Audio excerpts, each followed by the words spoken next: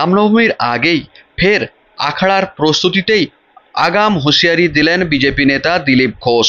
নিজে লাঠি ঘুরিয়ে খেলে আখড়ার প্রস্তুতি পর্বে উপস্থিত মানুষের সামনেই সাংবাদিকদের জানিয়ে দিলেন, রামনবমীর আখড়াতে পুলিশ বাধা দিলে নিজেরাই লড়ব, দরকার হলে শোভাযাত্রা নিয়ে থানার সামনেই বসে যাব। সেই সাথে আখড়ার প্রস্তুতি বা আখড়ার প্রয়োজনীয়তা কি তা নিয়েও নানান হুঁশিয়ারি দিলেন। তিনি এও বলে দিলেন, মানুষ এখন হাতে মোবাইল তুলে নিয়েছে, তাই অস্ত্র বা আখড়ার লাঠি তুলতে দ্বিধাগ্রস্ত হয়ে গিয়েছে। সকলেরই উচিত পুরুষ মহিলা সকলে বর্তমান পরিস্থিতিতে আখড়া নাকি অভ্যাস রাখা। এদিন পুরুষ মহিলা সকলেই আখড়ার প্রস্তুতি সারেন খড়গপুর শহরের ধোবিঘাট এলাকাতে। এই প্রস্তুতিতেই একাধিক মন্তব্য করলেন, যা অনেকেই মনে করছেন আবার উস্কানিমূলক ছিল। এগুলো শুনে নেওয়া যাক কি জানিয়েছেন দিলীপ ঘোষ। আজকে গতকাল মালদার মোথাবাড়িতে হিন্দুদের একটা উৎসব ছিল, পরব ছিল, শোভাযাত্রা ছিল, আর আজ সেই পাড়াতে অন্য সম্প্রদায় থেকে কয়েক হাজার লোক গিয়ে আক্রমণ করেছে, মন্দির ভেঙেছে, দোকান ভেঙেছে, বাড়ি ভেঙেছে, থানাও ভেঙে দিয়েছে।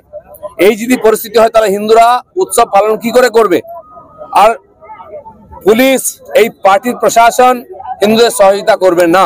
সেই জন্য বাধ্য হয়ে আজকে আমরা এখানে নেমেছি। প্রত্যেক ইয়ের সঙ্গে, শোভাযাত্রার সঙ্গে আখাড়া থাকবে। হিন্দু যুবকরা লাঠি নিয়ে বেরোবে। তাদের নিজের ধর্ম, সংস্কৃতি এবং জীবনের রক্ষার দায়িত্ব হিন্দু সমাজকে তুলে নিতে হবে। আর যেখানে পুলিশ বাধা দেবে সেই শোভাযাত্রা নিয়ে থানায় গিয়ে থানা ঘেরাও করতে হবে।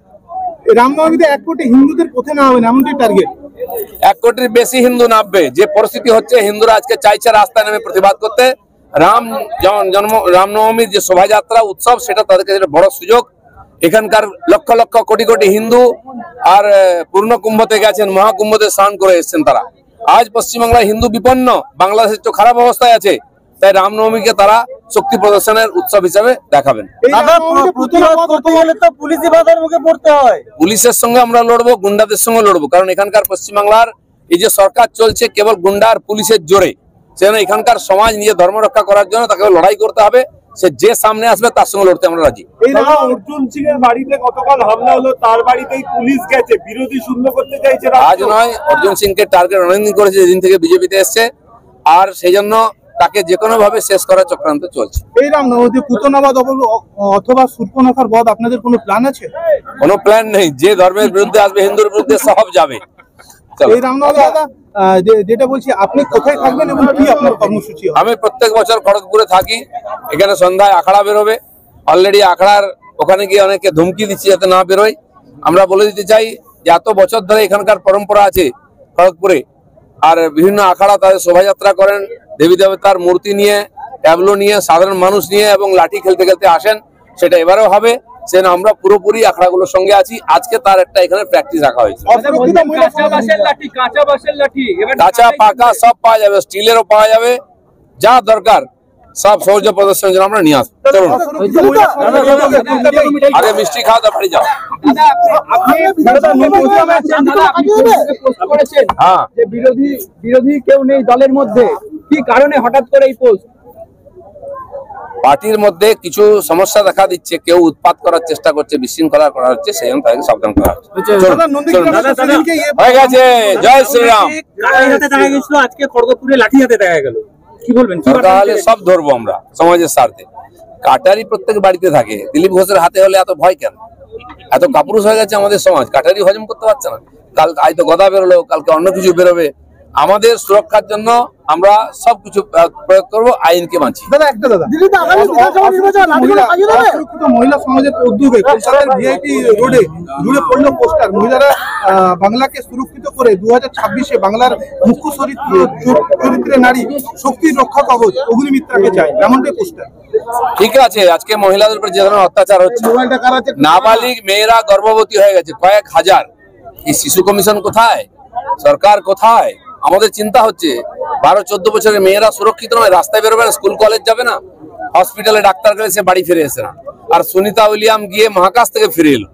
পশ্চিমবাংলায় একজন মেয়ে ডিউটি গেলে ফিরে আসতে পারে না, স্কুল গেলে ফিরে আসতে পারে না, তার কোনো সুরক্ষা নেই। এই জন্য আজকে রাস্তায় হিন্দু সমাজকে নামতে হবে, মা মাটি এখানকার মূর্তি ধর্ম রক্ষার জন্য। চলুন।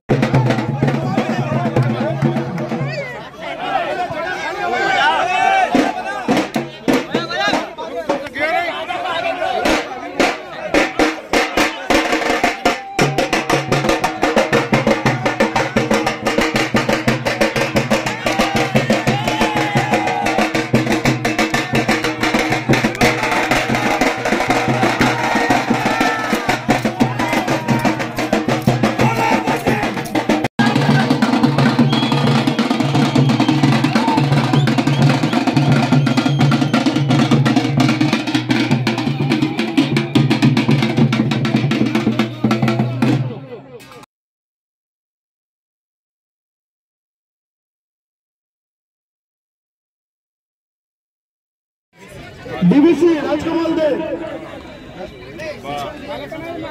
भारत माता की जय जय श्री राम। भारत माता की जय श्री राम। এবারে আমি অনুরোধ করবো জায়গাটা খালি করার জন্য। এবারে পুরো গ্রাউন্ডটাকে छोड़ना पड़ता है, ऐसा नहीं होना चाहिए, डिसिप्लिन होना चाहिए और सिस्टमेटिक। इसीलिए नौजवान लोग आगे आना चाहिए। हमने सोचा है कि अभी एक सप्ताह से ज्यादा समय है, सबको बुला करके एक बार यहाँ सामूहिक अभ्यास हो जाए। यहाँ जो हमारे उस्ताद है और सिस्टम के डिसिप्लिन के साथ होगा तो सब लोग उसमें सहभागी हो सके, इसलिए पहले से प्रैक्टिस अपने अपने अखाड़ा में करना है। आज खाली यहाँ इसका उद्घाटन के लिए लाठी लेकर हम निकलते हैं और अपना शौर्य प्रदर्शन करते हैं। कहीं बिहार कृष्ण में होता है, कहीं रामनवमी में होता है, तो धीरे धीरे थोड़ा कमजोर हो रहा है। लोग हाथ में मोबाइल ले लिए, हथियार उठाने में संकोच होता है, ताकत कम हो गया है। लेकिन हिंदू समाज की ताकत कम हो जाएगा तो हिंदुस्तान कमजोर हो जाएगा। अभी खबर आया है काल मोथाबाड़ी मोहल्ला में हिंदू समाज ने उत्सव मनाया और आज 2-3 हजार लोग आकर के वहाँ मंदिर तोड़ा, दुकान तोड़ा, थाने को भी तोड़ दिया। इस परिस्थिति में हम हिंदू समाज को सुरक्षित नहीं रख सकते हैं।